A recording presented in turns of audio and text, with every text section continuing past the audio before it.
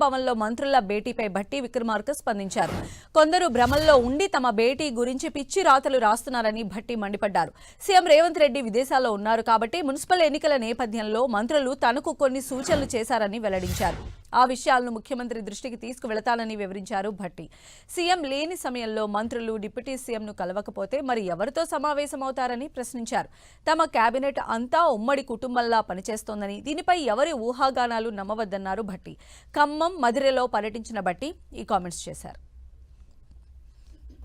పని లేనటువంటి వాళ్ళు పిచ్చి రాతలు రాస్తూ పిచ్చి భ్రమను సృష్టించడం కోసం మీడియాలో ఓ ప్రయత్నం చేస్తూ ఉన్నారు. రాజ్భవన్ నుంచి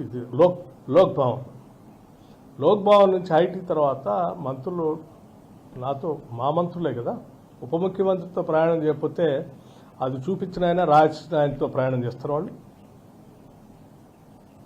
అయినా రాష్ట్రంలో ఈరోజు పరిపాలన సంబంధించినటువంటి అంశాలపైన, అట్లాగే మున్సిపల్ ఎన్నికలకు సంబంధించిన అనేక అంశాలపైన ఈరోజు ఇక్కడ ఏదైనా సమస్య ఉత్పన్నం అయితే తప్పనిసరిగా ముఖ్యమంత్రి గారు ఊళ్ళో లేరు కాబట్టి, దేశంలో లేరు కాబట్టి వారు నాకు కొన్ని సూచనలు చేస్తారు. ఆ సూచనల్ని మిగతా మంత్రులకి ఆ డైరెక్షన్లో వాళ్ళకైనా ఆలోచనలు ఉంటే నాతో పంచుకున్నప్పుడు వాళ్ళకి ఆ డైరెక్షన్ ఇచ్చి ఆ రకంగా పాలనాపరమైనటువంటి ఆలోచనలు చేయడం కోసం మంత్రులు